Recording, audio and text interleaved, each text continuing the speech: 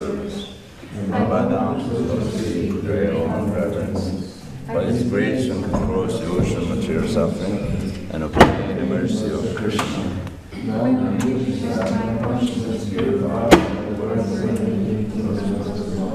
Attachment to God's feet is the perfection that fills the whole desires. He opens my heart and eyes and fills my heart and advances in knowledge.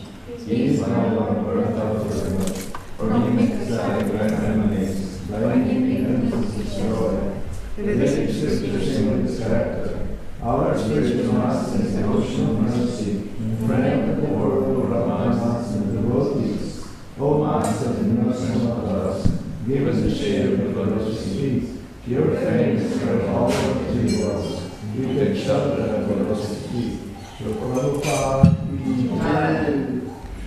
Jaya Prabhupada, Jaya Prabhupada, Jaya Prabhupada, Shila Prabhupada, Jaya Prabhupada, Jaya Prabhupada, Jaya Prabhupada, Shila Prabhupada, Jaya Prabhupada, Jaya Prabhupada, Jaya Prabhupada.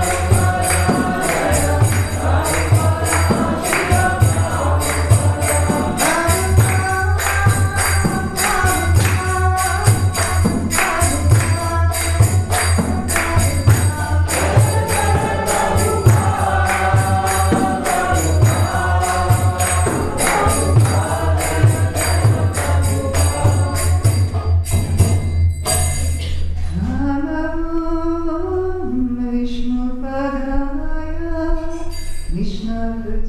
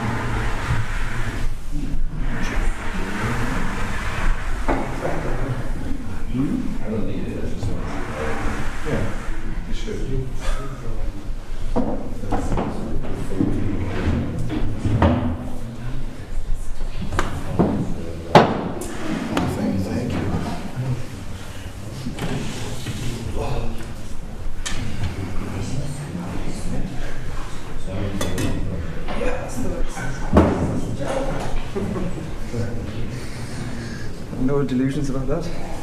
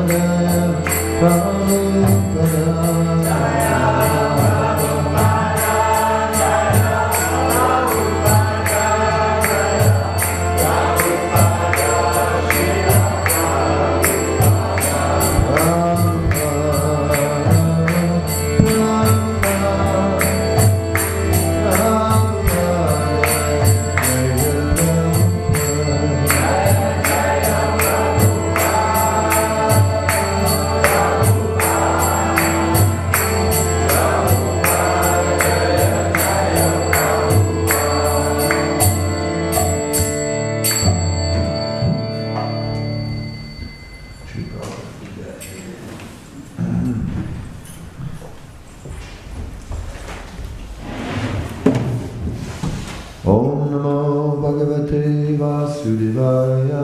Om Namo Bhagavate Vasudevaya. Om Namo Bhagavate Vasudevaya. Om Namo Bhagavate Vasudevaya. Om Namo Bhagavate Vasudevaya. Om Namo Bhagavate Vasudevaya. We're reading from Srimad Bhagavatam from the 8th canto, chapter 24, Matsya, the Lord's fish incarnation, text number 50. Achaksurandasya yatagrani krita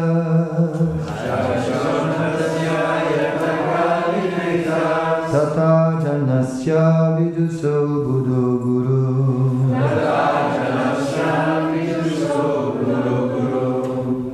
Tamar kadriksa vadrisam samiksano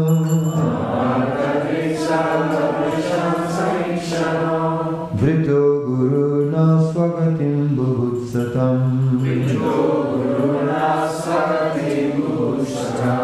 Achakturandasya yatagrani krita Tata janasya viduso buddho guru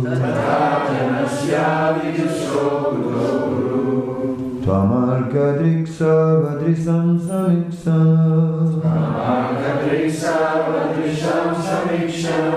Vrito guru na swagatim bhuvutsatam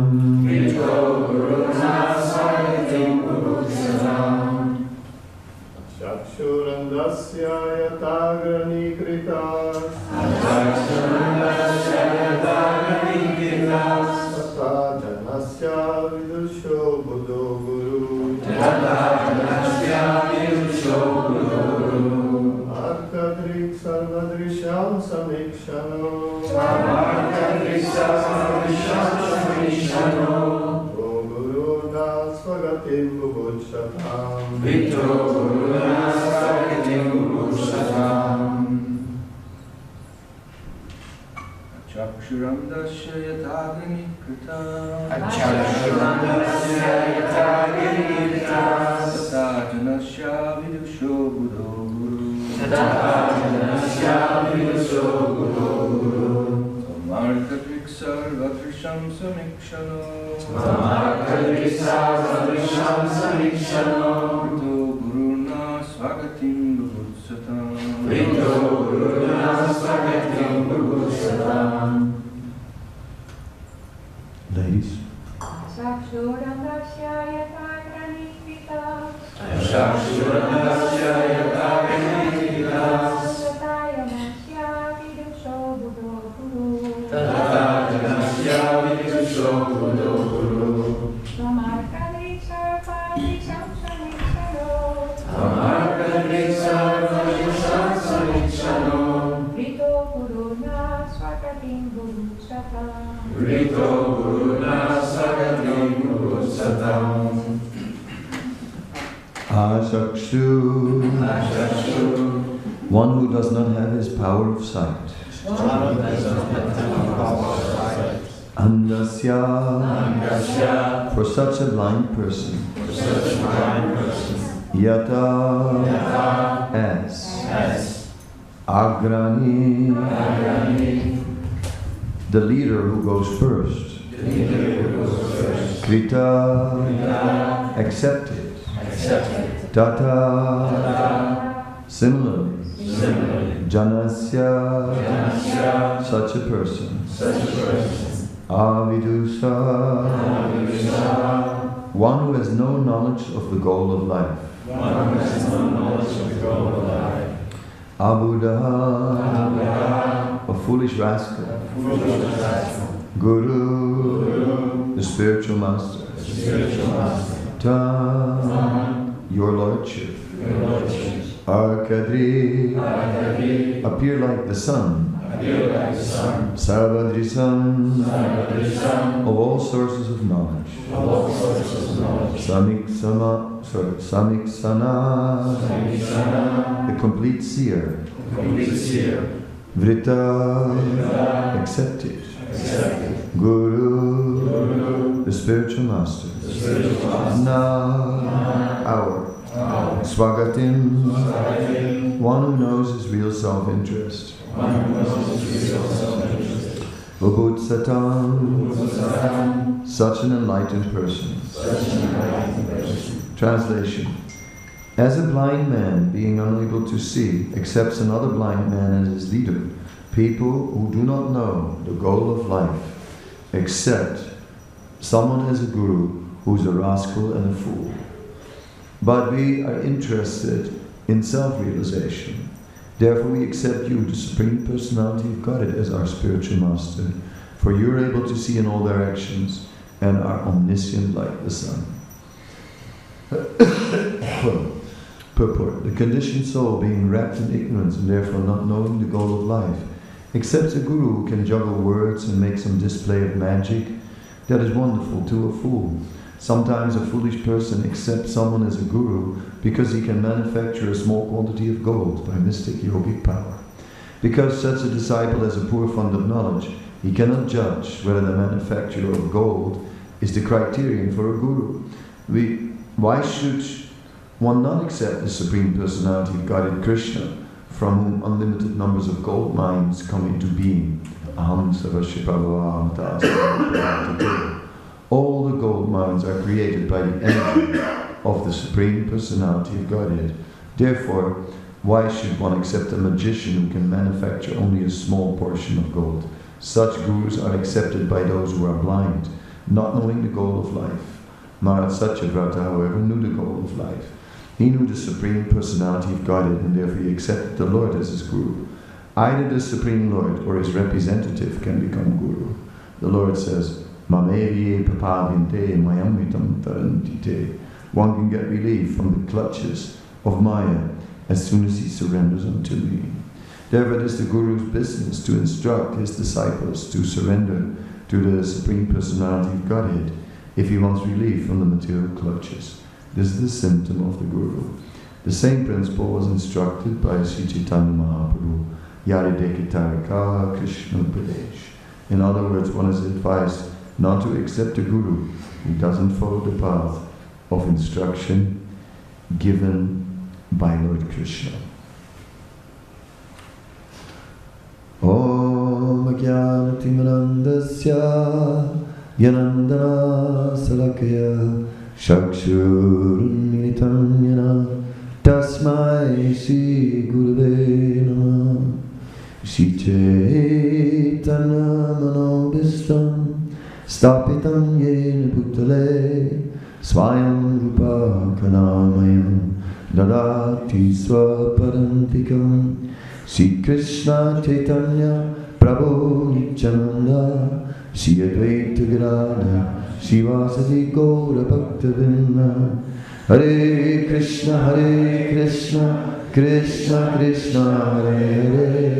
Hare Hare Rama Rama Rama Hare Hare.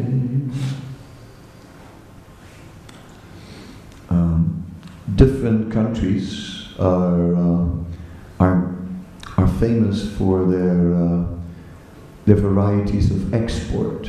Like the Middle East exports oil, and Holland exports flowers and cheese and things like that. Different countries export different things, and India exports gurus, right? That has been a big thing for a long time. Once we had a play, and in the play they needed a guru, and then somehow or other they asked an Indian devotee to play the part. And they had a seat, and raised the seat, and he sat down on the seat, and as soon as he was sitting on the seat, he said, "Where's my garland?" It was very interesting. How somehow or other that spirit of being guru is so deeply ingrained in the Vedic culture. However, when Guru is speculating, when Guru is manufacturing, when Guru is coming up with his own ideas, then he's not Guru at all. Then he's the false Guru. A false Guru is a very serious offense. The false Guru is receiving the greatest reactions for his actions. And it is, rather than being Sura, being a devotee of the Lord, he is Asura. He is actually demoniac. He is actually a personality who is heading for hellish destinations and taking others there also. The followers of such gurus also attain hell. So that is an interesting thing. So it's not one accepts a guru just like that, just for fun, just to have one, a pin-up button, just so that one also can show himself in spiritual circles and say, yes, I have my own guru, yes, I do. No, guru is meant to point us towards the Supreme Personality of Godhead. The Vayu Purana is saying, in Acharya is the one who knows the scriptures, who follows the scriptures, and who teaches the scriptures to others. That is the point. So he must, first of all, there must be a foundation of scripture. And when there's no foundation of scripture, then such a self-manifest guru who just suddenly became divine can never be trusted. Never be trusted.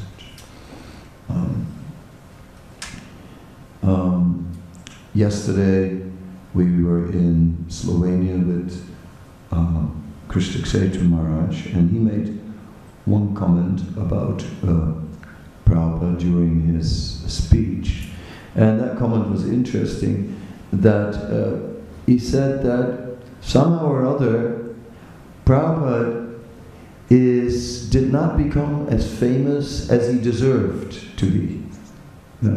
He did not become as famous as he deserved to be. You know, that is obvious. He did such amazing things. The whole world should know about Prabhupada. And then his point, and the reason is, he says, because he always gave the credit to Krishna. He pointed to Krishna.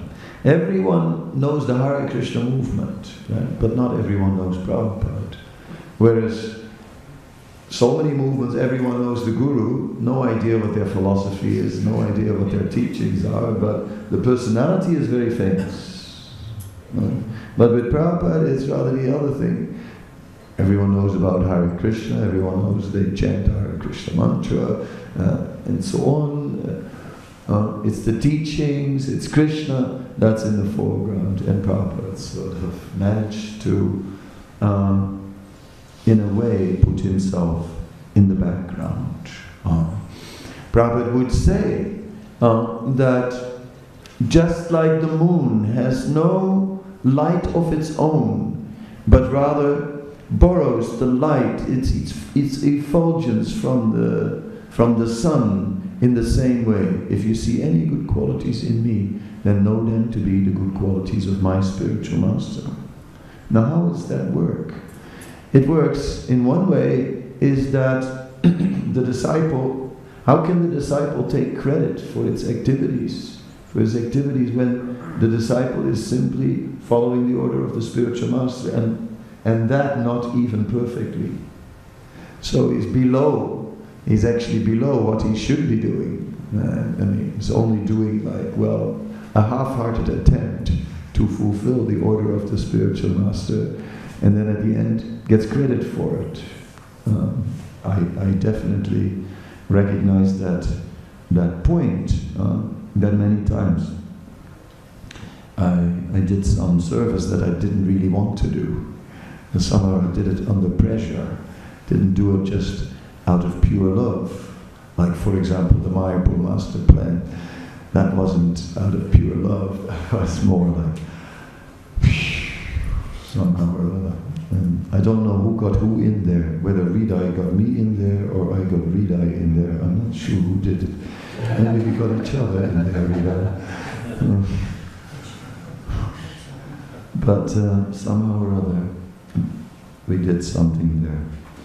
And it was a sacrifice. But truly, if one is on a platform of pure love of God, then where is there a sacrifice? Then that is all blissful. Although externally it may be difficult.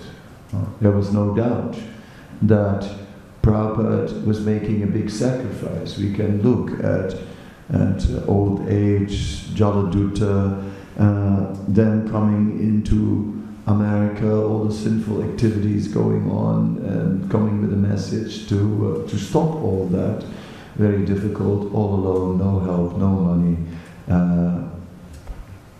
Quite difficult, staying first on the Bowery, later Master's Gift Storefront, all that. Lower East Side is like, I mean, really, it's not the best part of New York. It is a bit, the streets are grubby and grotty, and it's not as beautiful as Fifth Avenue. It doesn't have that glamour. It's a bit rough, and it was very rough. And Prabhupada was somehow or other making that sacrifice. But although it was sacrifice, his life was not entirely sacrifice. His life was actually very blissful, because he was fulfilling the mission of Krishna. And what is more blissful than that? To bring Krishna consciousness to the entire world. So in this way, we see how a guru can be selfless and sacrifice his life for the welfare of others, and be very blissful because it brings him closer to Krishna. But the false guru is attracted by the glitter and the glamour of the material world. In the Srila Vishnu Chakravarti Thakur refers to that in Madhurya Kadambini as Tarangaranjini. The side's benefits. As one becomes more prominent as a spiritual teacher, then there are many side benefits. The cars get better, the gifts get more expensive, the donations start coming in. It's like one can materially live on a higher standard of life than one ever had before. Talking about, Prabhupada is saying here what a guru's business is, and talking about guru business, it's a good business. One can make a lot of money in that business. Good returns, quite good.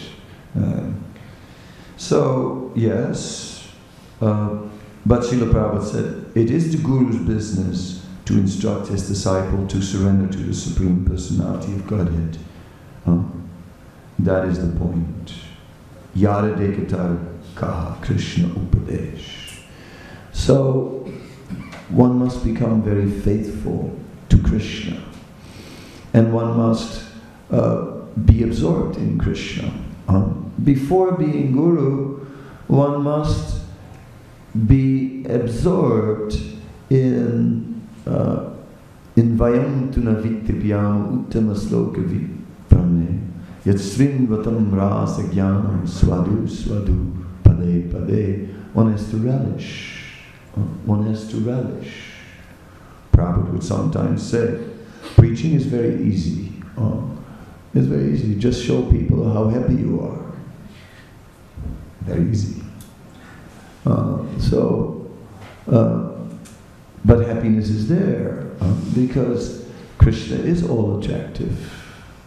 Krishna, he is not only all attractive, Krishna can also fully satisfy. Suprasidati, yayatma suprasidati. The result of pure devotional service is that we become fully satisfied. So a spiritual master must have not only that faith, but must have some experience, must have some realization. Otherwise, he's poor. Otherwise, like Satsvarup Maharaj wrote so many books, and he has this book, A Poor Man Teaches the Bhagavatam. Isn't it something like that? Poor man reads the Bhagavatam. What? A poor man reads the Bhagavatam. Okay, poor man reads the Bhagavatam. Yeah, poor man reads the Bhagavatam. Anyway, yajan, patan. If you study it, and then you have to teach it also. So, Hare Krishna. It's okay to do.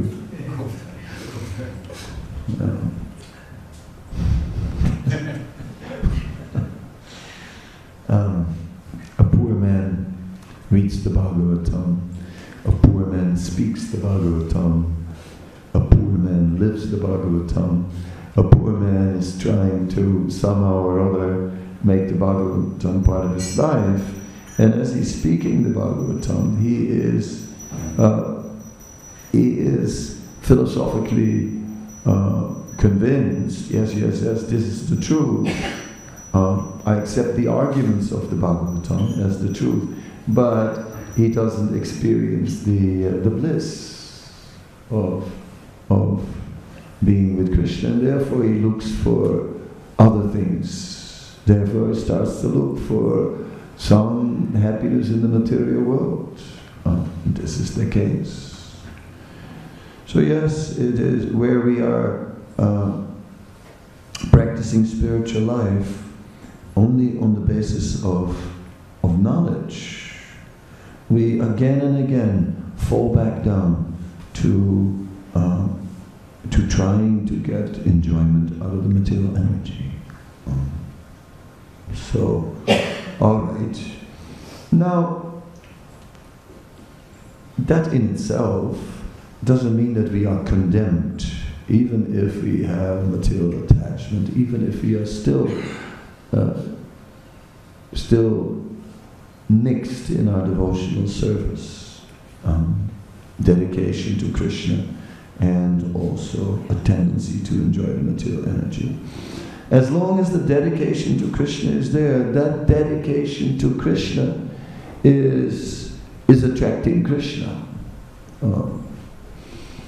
Srila Bhaktisiddhanta gives an alternative definition or translation of the word Krishna. Generally it's translated as Krishna is all attractive, but Srila Bhaktisiddhanta is saying that Krishna means he who can be attracted. So this time it's no longer that it's the one who is all attractive, but now he's the one who can be attracted by devotional service. So that is very interesting. So with full faith, Krishna can be attracted. So even if our devotional service is divided, mixed with some material interest, that service in itself still attracts Krishna. And therefore, even if we are not 100% pure, still one can attract Krishna. And in this age, of course, Sri Krishna Chaitanya, who is very easily attracted. So that is our hope. Our hope is that even although we are not fully relishing every aspect of Krishna consciousness, even although we experience some services as austerities, still we get the mercy of Chaitanya Mahaprabhu, because he can be attracted by devotional service. Krishna is known as Achyuta. Achyuta, one who never fails to notice the smallest service rendered. Prabhupada gives that definition of Achyuta, which is a very nice, encouraging definition. So, at this point in time, we are trying to give a life in service to Krishna, and we're also trying to discover. We're trying to discover the sweetness of Krishna. If spiritual life is only austerity, how long are we going to last? Our capacity for austerity is greatly diminished. How much can we do in that regard? It's not for very long. So, therefore, we need to relish, and we need to allow ourselves to relish. We need to explore Krishna. We need to find the inspiration. Maybe in our current stage we cannot appreciate everything. Maybe not everything is ecstatic. Maybe some things are austere, and maybe some things are too austere. Yeah, and then maybe we have to also be honest and realistic and so on. Say, well, maybe I'm not ready yet for certain levels of surrender, but nonetheless, we should get absorbed and discover Krishna. Spiritual life is depending on our attraction to Krishna, and where we fall short, it is depending on Krishna becoming attracted to our devotional service.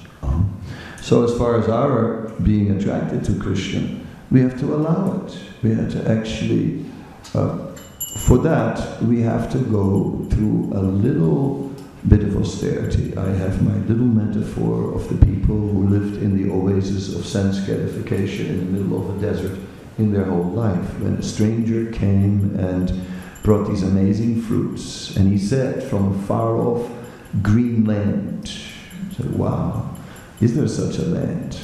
We don't believe it. Most people didn't believe, but some said, no, but there is proof, there are fruits. See, he must have gotten it in some other oasis. Such fruits don't grow in the desert, the believers said. And the believers went along with the stranger on a journey to the green land. As they left the oasis of sense gratification, they had to go through the desert of austerity. And they suddenly had to give up all this sense gratification, and the hot sun of lust was burning on their head, and it was getting extremely austere. Some people went mad and just disappeared into the desert, never to be seen again. Others said, we're going back. This is madness. This is just too much. Finally, after a long, long journey, they reached they saw palm trees, they saw some water, another oasis. This time it was the oasis of the mode of goodness. In the oasis of sense gratification, people were enjoying material life. In the oasis of goodness, they were enjoying spiritual life. My spiritual life is a very, very nice spiritual life. Even the cat is a vegetarian. And yes, and my parrot chants. And Hare Krishna. Oh yes, very sweet, very nice. But that's not enough, right? Said the stranger. No, we have to get out of this. We have to leave this oasis as well. Leave this oasis again in that desert. No way. But yes, some heroic personalities went, and there they found that gradually the landscape began to change, and it became a little bit more green and a bit more green, because they went back into the desert this time to save people who were wandering in the desert. So they went beyond enjoying spiritual life and the comfort of spiritual life to making a sacrifice for the welfare of others. And Krishna reciprocated. So it happened that eventually the land turned green and realization and mercy came. So this little metaphorical story is my personal concoction. What can I say? An educated guess of how spiritual life is unfolding. And but sacrifice. Sometimes we see devotees who just live a nice life in Krishna consciousness. They make the choice to do the things that suit their propensity, and they connected with Krishna, and their whole life in spiritual life unfolds like that. You know, they're doing the things they always wanted to do, but now for Krishna, and that's all they ever do. Then you got the other type of devotee. The other type is who just like constantly sacrifices personal interest for the mission. And now, who is the greater devotee? Right? One might think that, you know, the ones who are going to sacrifice everything, they are going to become the most advanced. But then we see that over time that it's not the case.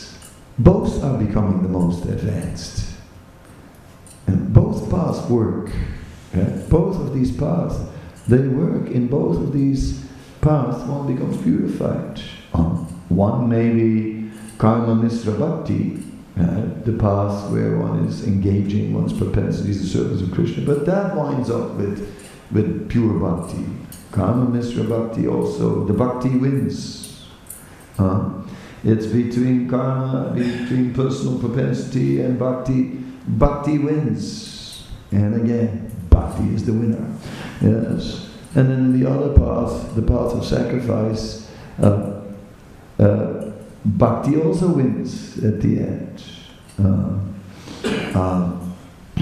We see in the Bhagavatam a description of Lord Rishabdev, who is instructing his 100 sons, and Lord Rishabdev gives these instructions: Nayam deha deho bhajam niloke kastam kamam arate vibhujjanye tapodiyam putrakiye satyam sujityasmat brahma sukyam tanantam. He gives these instructions that one should give up sense gratification and just this is just for the stool eaters like hogs and dogs, and one should just pursue spiritual happiness, and that way one can attain full perfection. Then when we read more about Rishabdev, he was following the process of Jada Yoga.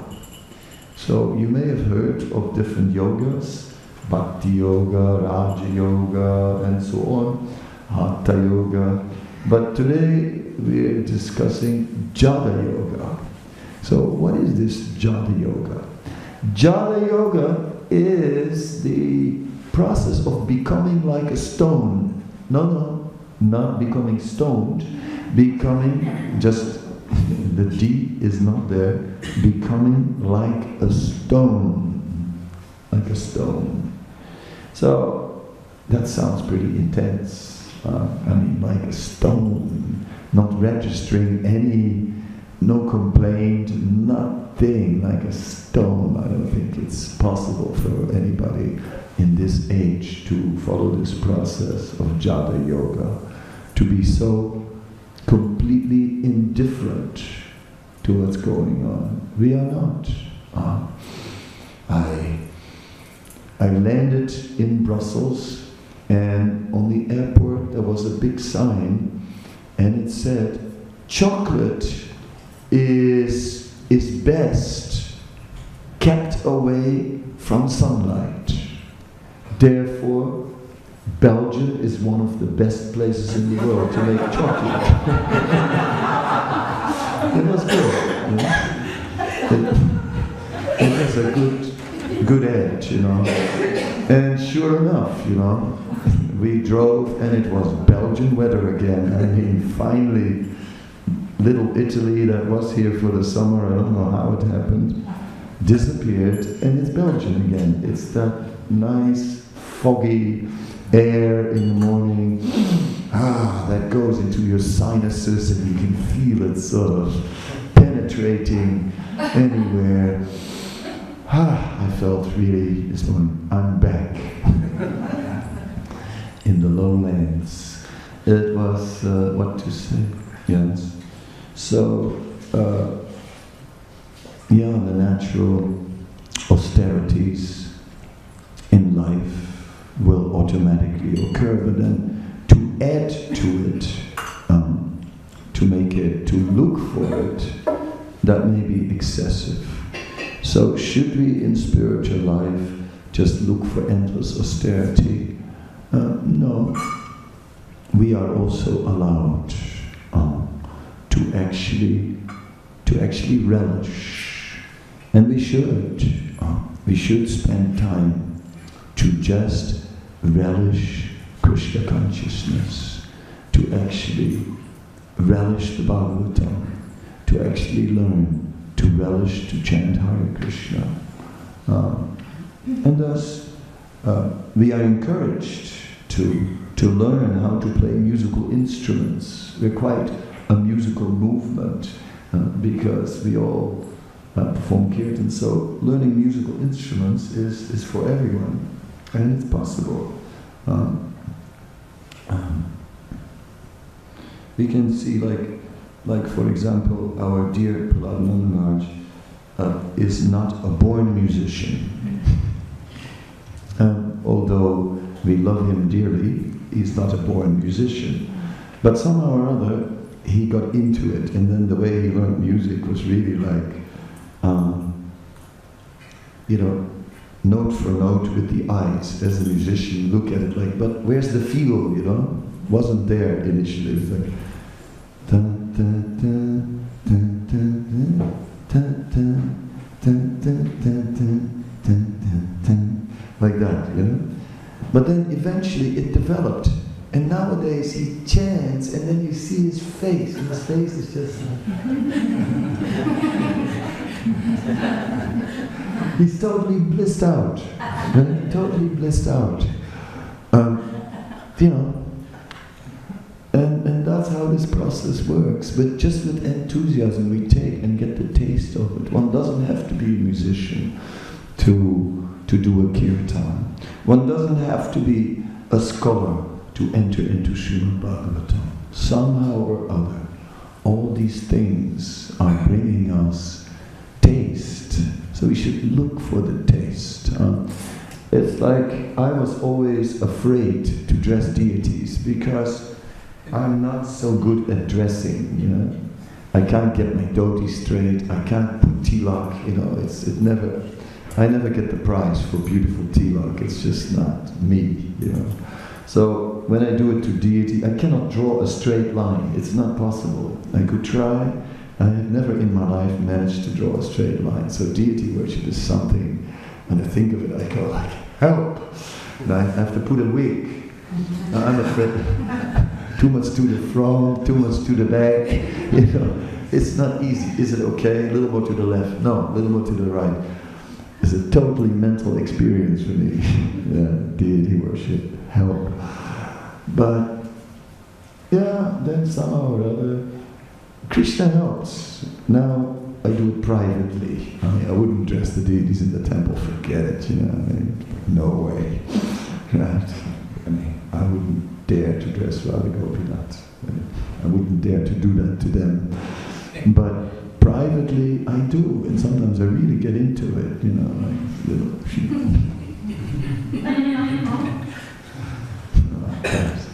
sometimes I got to do the eyebrow, which I'm drawing 3 times, you know, wrong again, you know, but I have time. So somehow or other, we need to cultivate some taste. It's not like I'll do austerity, and a little bit more austerity, and then one day the light will go on. Ruchi. Oh. I mean, no, it comes in quite a natural way. It does come automatic, but it also comes natural. Let us learn to relish Krishna consciousness. And that will be my closing sentence. So any questions or comments?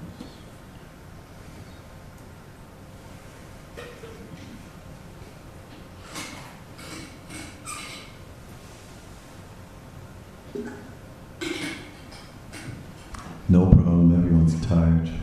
No, you're not tired. I just want to ask you to keep a steadiness in this relishing. Steadiness, huh? How to keep the steadiness in relishing.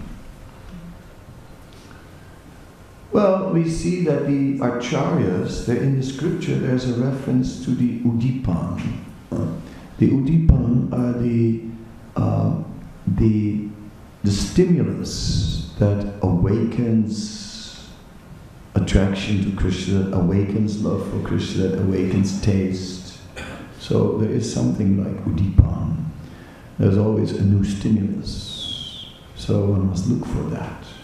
So one must become a nectar hunter and just keep your eyes open, and somehow or other, wherever you can find it, go for it. Now I know you already have that in your nature, so for you, you'll do it for sure. Yes.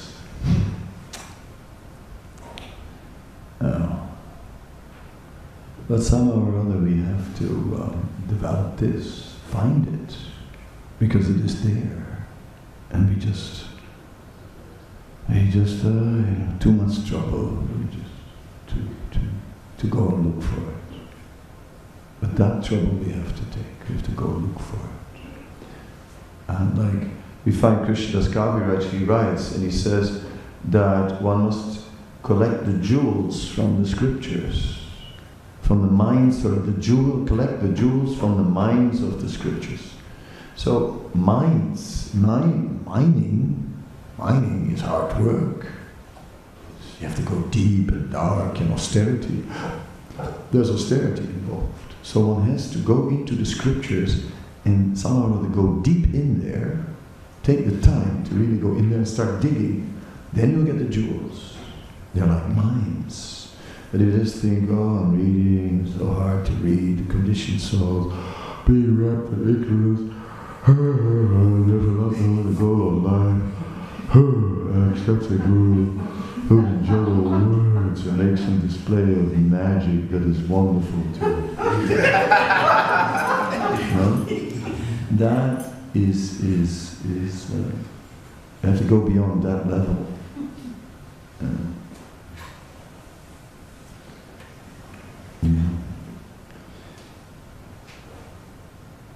I joined in Vrindavan, and then there was a devotee who, in the heat, in the summer heat, everyone is out. Like so hot, it is go knock out. The heat just wipes you out and just lie on the floor under a fan. And then there was this one devotee, and he had a bucket of water and a book. And every once in a while, he would put his whole head in the bucket of water. But he became a great scholar. He really read a lot of books, so, he's even a professor now. As Advaita in New York, Edwin Bryant. Yeah. But he was like that. He would just like put his head in a bucket. Well, that woke him up. And he kept reading. So it does take that little bit of determination to do. Get a bucket.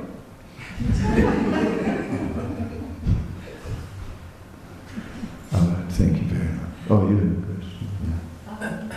Can you please comment on one point from Srimad Bhagavatam? We were speaking about being attracted by Krishna, that was a chance. And it just happens after the Janma Lila and Krishna feeling Putana and discussion between Shukadeva Swami and Parikshit Maharaj. And Parikshit Maharaj is asking, please tell me more about Krishna's pastimes. And Shukadeva Swami is happy that he's asking, he wants to tell more. And he says one verse that,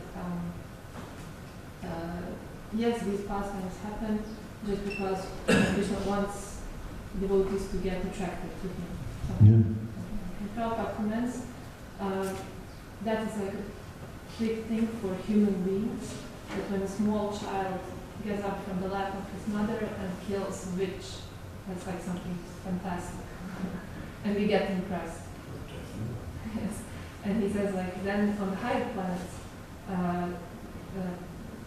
beings there are more fantastic, and then they get more fantastic pastimes to get impressed, because for them, killing a witch wouldn't be such a big thing. And so I was really thinking, like, what is this uniqueness of Janma Lila? Of what? Janma Lila. Okay. Because it is said it's not happening in the spiritual world, it happens on earth. Yeah, well, I was talking during Janmashtami about how one little corner of the entire spiritual world is covered by, as if by a cloud of the illusory energy, and there all the living beings don't know that they're actually in the spiritual world, and they don't know that they're with Krishna, they don't know about Krishna, forget about Krishna, and then Krishna is so kind that he appears. And in his appearance, he makes it look like some sort of birth, although forearms, helmet, dhoti, and so on. And then, upon the request of his mother, becomes a child, and then all that. So all these things are just Krishna's kind mercy to reclaim all the conditioned souls, and especially, it says in the Bhagavatam, to reclaim those who are in pure goodness, the devotees who are trying to be devotees. Krishna appears especially in pastimes to attract them, to increase their love for him. So that's the whole essence of the Janma Lila, or Krishna's appearance, is that he does so to increase the love in his devotees. And he makes so many arrangements for that. And that's why, and he appears so human, because he, on the one hand, so human, and on the other hand, so superhuman. And that makes it so amazing. I mean, if he was just, the universal form is just superhuman.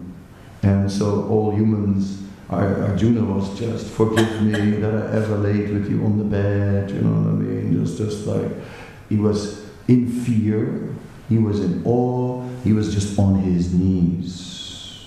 But with Krishna, he's a child, he's so close, so dependent, it's just like, you know, the whole village of Vrindavan, he's our child, he's our Krishna. They love Krishna more than their own children. So Krishna is so close, and then he does things that are just like so contradictory to human existence that it blows everyone's mind. How can he do it? How can he lift that hill? He's not lifting that hill. Is he lifting it? No. I mean, he is. No, not really. It can't be. Quick. He did it, but he can't hold it very long. Let's help him now, because, you know, he can't hold it, that's for sure. Okay, he's human, like us. If he can lift hills, then we can also, because he's like us. So, that humanness of Krishna makes him so close, and yet the superhuman side of Krishna is so amazing that the residents of Vrindavan couldn't stop talking about it. They just talk all the time about Krishna. So this combination is how Krishna captures us, by his humanness and his superhumanness. And that's what he's doing, to increase our love for him. You want more? Just if my understanding correct, that the things which happen in the spiritual world are kind of like Vrindavan, and what is happening there is this Vrindavan, which is happening on the earth, except for Janma, which doesn't happen. Except for childhood pastimes. But the rest is... Yes, same ingredients. Yes. Yes, yeah, Govardhan is much bigger. Govardhan's there, but Govardhan is much bigger in the spiritual world. So there are many pastime places and so on. Kind of, I mean, this is what is happening here. Preview. There you get the full movie, here you get the preview. Yeah. But the essence of the movie is in the preview. Therefore, the Dham is non-different from the spiritual world. And because Krishna can put everything, like it says in Nanda Maharaj's palace, it's like rooms around the courtyard, then in the middle there is one pastime palace where Radha and Krishna are performing pastimes, and they go in there and there are unlimited rooms in that palace. There's no end. It's unlimited. So everything is there. Everything. So even in the replica here, everything is there, whole spirit. Everything. In the 84 crores, everything is there. With that, we end this morning. Thank you so much. Srila Prabhupada ki jai.